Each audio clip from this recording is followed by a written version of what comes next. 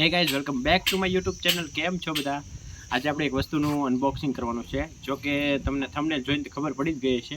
એ વસ્તુ આપણી માટે બહુ ખાસ હતી અને આપણે યુટ્યુબ જર્નીનું 1.5 વર્ષ જેવું પૂરું થયું છે અને એમાં એ વસ્તુની સખત જરૂર હતી. એ વસ્તુ આજે આપણે અનબોક્સિંગ કરશું. જલ્દીથી ફટાફટ તમને બતાવી દઉં. આવવા જેવું યસ, આ છે એ વસ્તુ. ખોખામાં તમને ખબર નહીં પડે. જલ્દી આપણે અનબોક્સિંગ કરીએ. અહીંયા આવો કેમેરામેન. આપણે વસ્તુ મંગાવી હતી એમેઝોનમાં. અત્યારે એમેઝોનનો સમર ડે સેલ ચાલે છે, એમાંથી આ વસ્તુ મંગાવી હતી.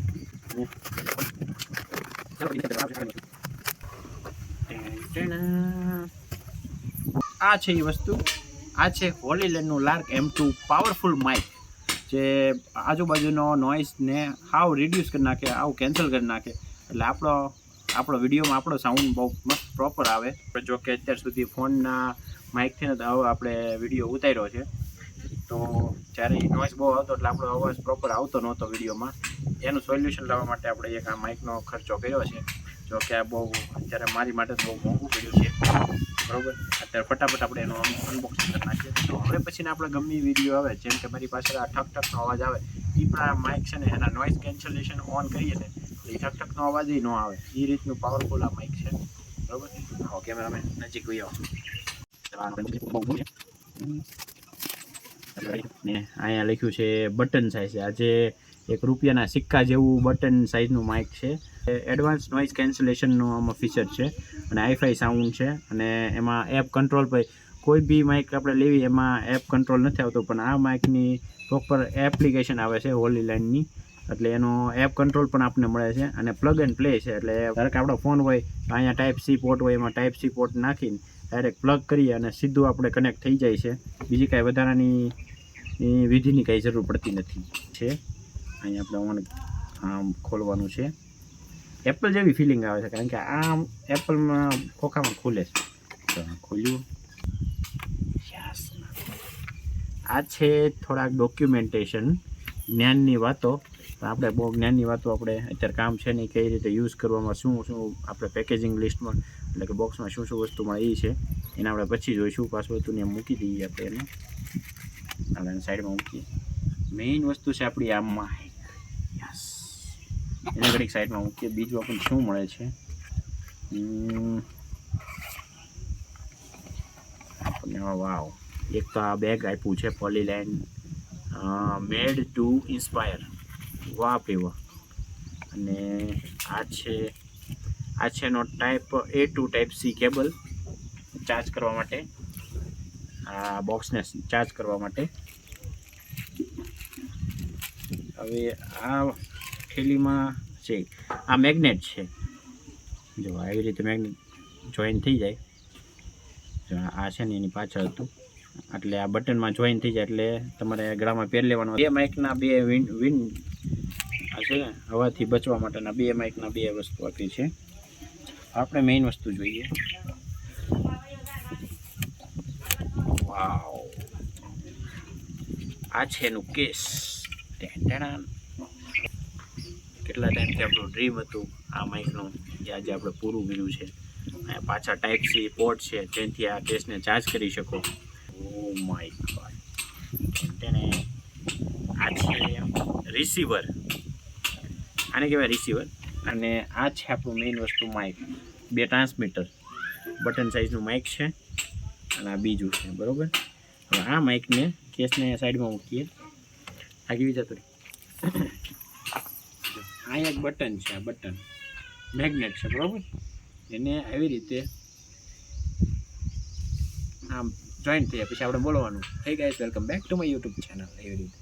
અને આ માઇક એટલું પાવરફુલ છે, આજુબાજુનો બધો નોઇઝ આપણે કેન્સલ કરી નાખે છે, એટલે હાવ રિડ્યુસ કરી નાખે. અને તમને કોઈ પણ વિડીયોમાં એમાં મસ્ત ક્લિયર કટ વોઇસ આવે. આ જે પીળું બટન છે ને એનાથી નોઇઝ કેન્સલ થાય, એટલે એકવાર તમે આમ દબાવો ને એટલે નોઇઝ તમારે કેન્સલ થઈ જાય. એ તમને હમણાં લાઈવ ડેમોમાં બતાવીશ. છે વિન્ડશીલ્ડ, એટલે કે અવાજનો આપણે પવનનો અવાજ આવે ને એ આ માઇક ઉપર લગાડી દો એટલે અવાજ ન આવે. એટલે વિન્ડશીલ્ડ મસ્ત કૂણું છે. આ ગલુડીઓ રમડતા હોય ને એવું લાગે, કૂણા વાળ, બરાબર. એને આપણે સાઈડમાં મૂકવી. અને આ છે નેકલેસ સિલિકોન કેસ છે.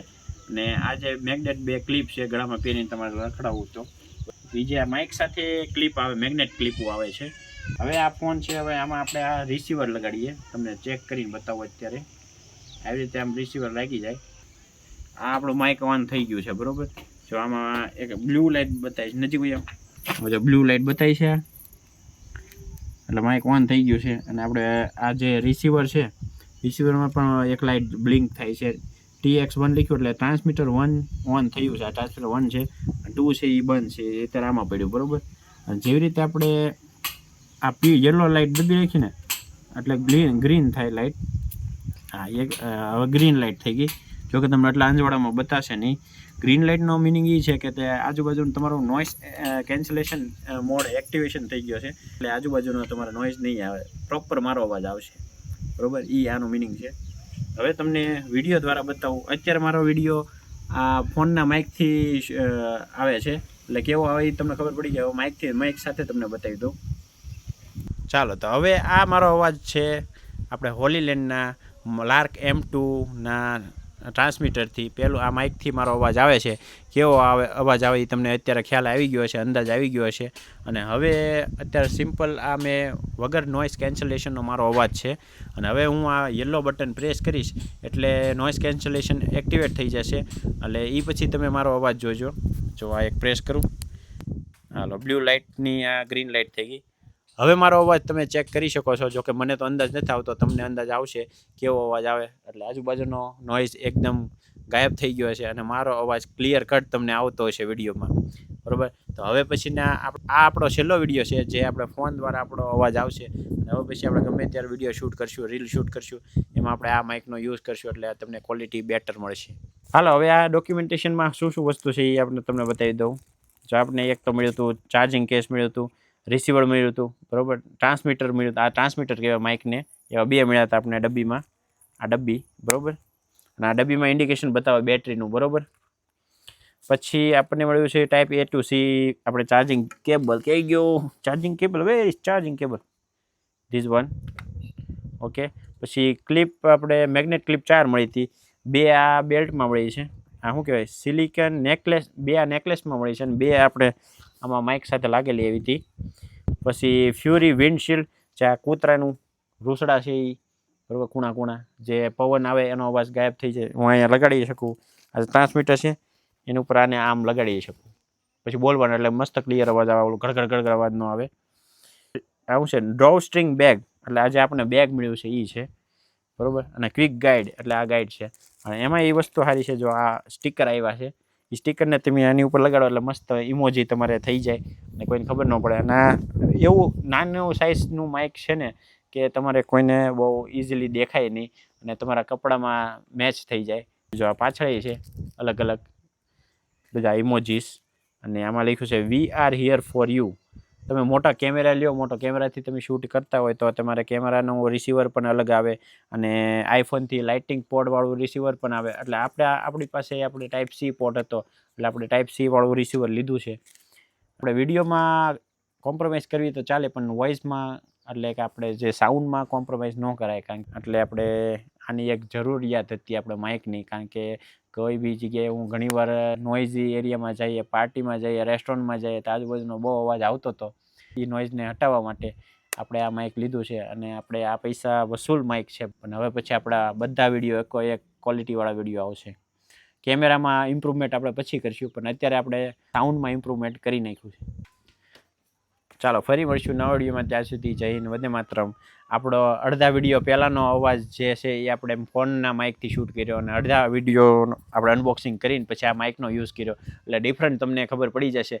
અને આ માઇકની આપણે રેન્જ છે 300 મીટર જેવી રેન્જ છે, 1000 ફૂટની રેન્જ છે. જો અહીંથી હું ઓલા ખેતરમાં પણ ઊભો હોઉં તો ત્યાંથી પણ આપણે અવાજ તમને ક્લિયર કટ સંભળાશે. અને બરાબર, 300 મીટરની રેન્જ છે, જે 1000 ફૂટ જેવું ડિસ્ટન્સ થાય છે, તો પણ આપણે ક્લિયર કટ સંભળાઈ જશે. અને આ માઇક છે હોલીલેન્ડનું લાર્ક M2. આપણું યુટ્યુબમાં પહેલું ઇન્વેસ્ટમેન્ટ છે જે આપણે ખર્ચો કર્યો છે. વર્થ ઇટ છે ગાઈઝ, એકવાર જરૂર લેવા માટે. હવે ફરી મળશું નવા વિડીયોમાં. ત્યાં સુધી જય હિન્દ, વંદે માતરમ. Good bye, bye by.